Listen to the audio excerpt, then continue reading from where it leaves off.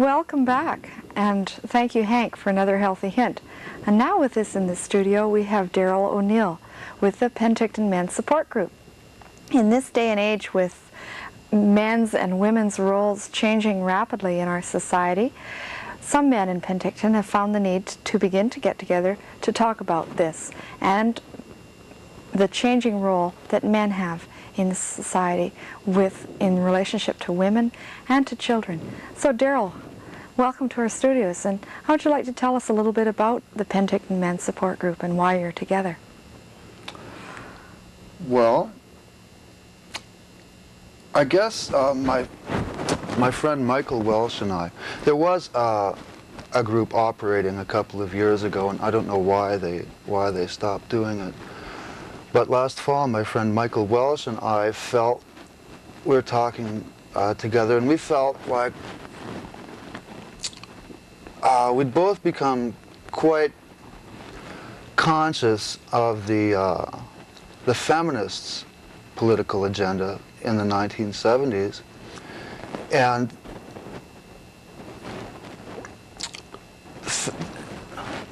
felt that there was there needed to be something for every issue in the for every woman's issue. There's a corresponding male issue that hasn't been dealt with, and you can't just look at things in isolation. You know, the way people tend to do sometimes by focusing entirely on women's needs without looking at the whole picture, and that hasn't been done.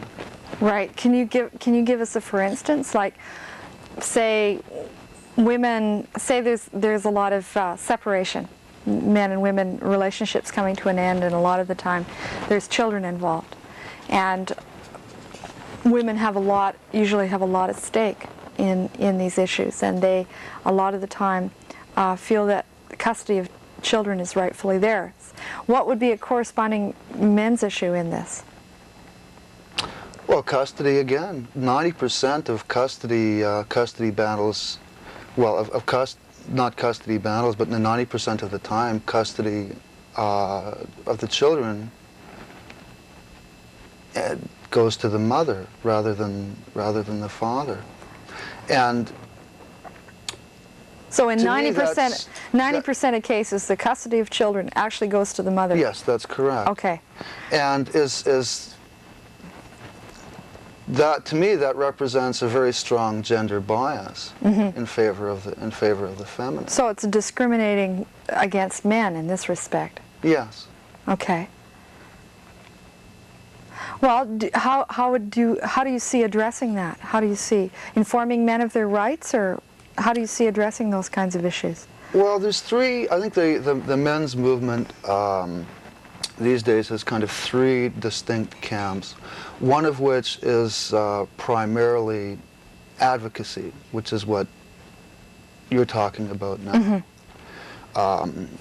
You know, informing men of their rights in terms of custody, visitation, and what have you whenever. When a relationship ends. And there's another aspect which I think is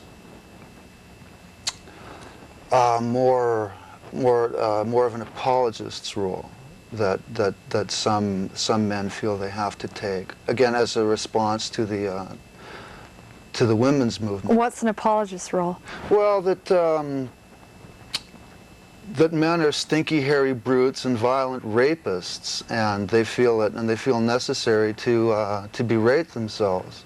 And the third aspect is, and the one that I'm more interested in, is what's been called the mythopoetic school, and that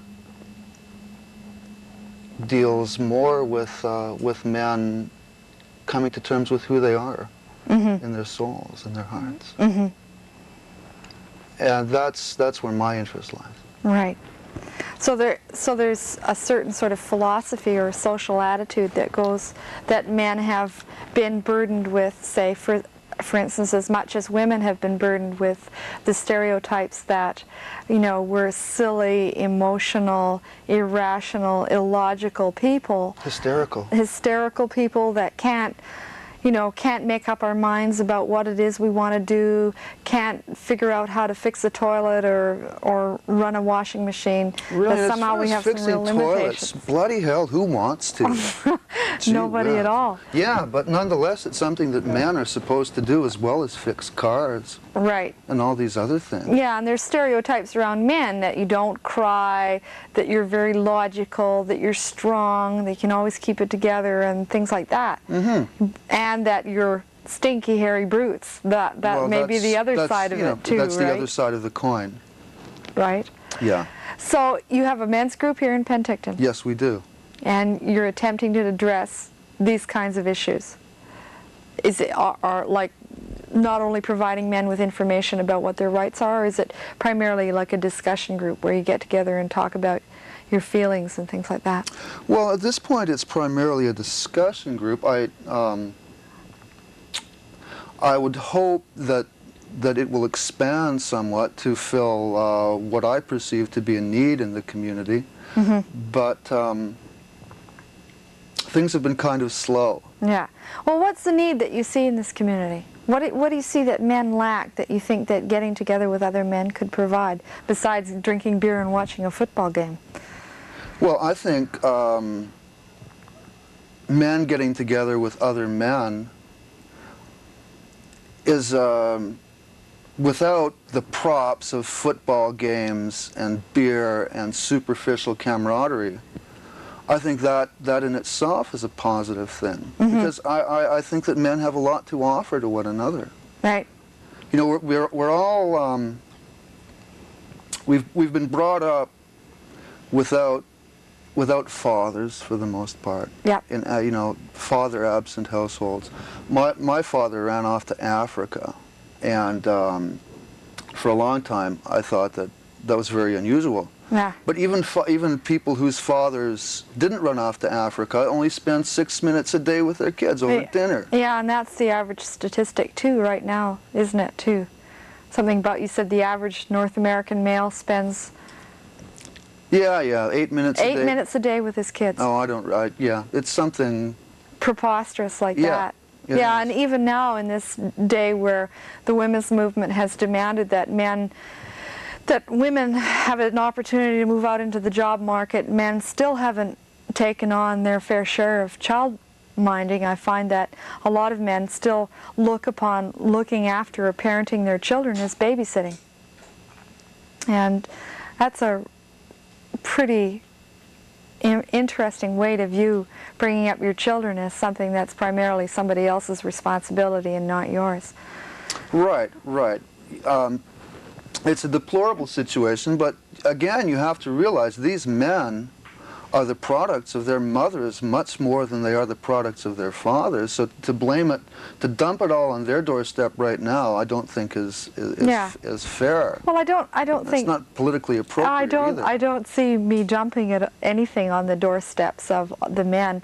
I think that we have to get away from blaming men for the situation that women are in and blaming women for the situation that men are in. I think that we have to take a good look at our society and the roles that all of us play and the expectations that are had of all different aspects of our society to come to some kind of better understanding of what it really takes, you know. Well, you know, the society that we live in tends to promote this kind of disjointed, broken thinking where you can look at one thing in isolation and think you can come to some sort of conclusion about it.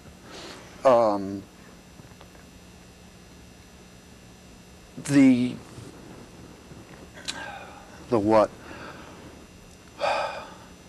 Yeah, well, the whole feminist idea that, for instance, violence is a very hot topic. You know, it's like violence for women is externalized. It's a product of a male society, whereas in actual fact, I mean, there's this balance that exists within the society, a dynamic balance, and both genders are responsible for maintaining this this system, which I don't consider to be patriarchal, by the way. Yeah. Any more than it is matriarchal. It's basically sexist and technocratic. Yeah. And we're all suffering for that. Oh, I think so.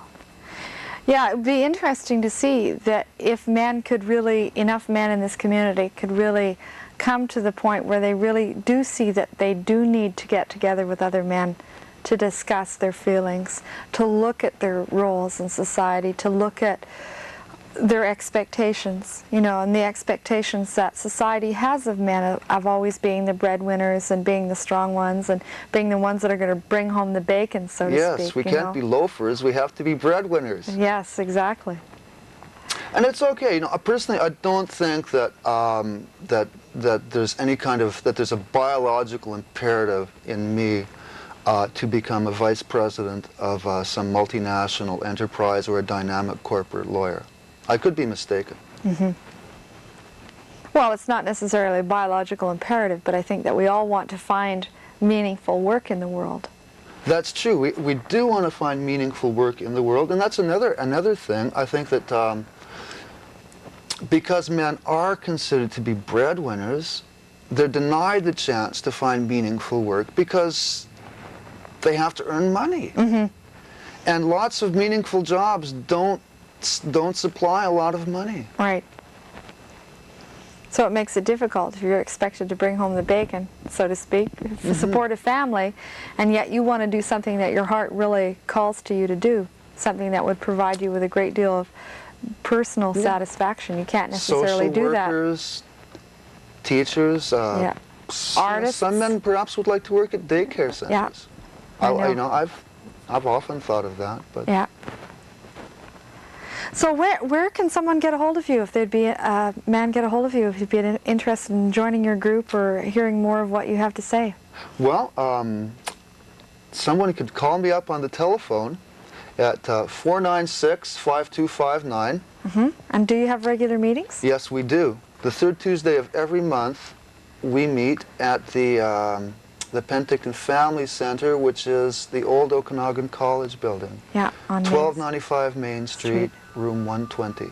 Thanks very much, Daryl. Well, that was my pleasure. I appreciate it you coming in. I was a little nervous, but I'm enjoying it now. Can we talk some more? Now it's all over. Oh.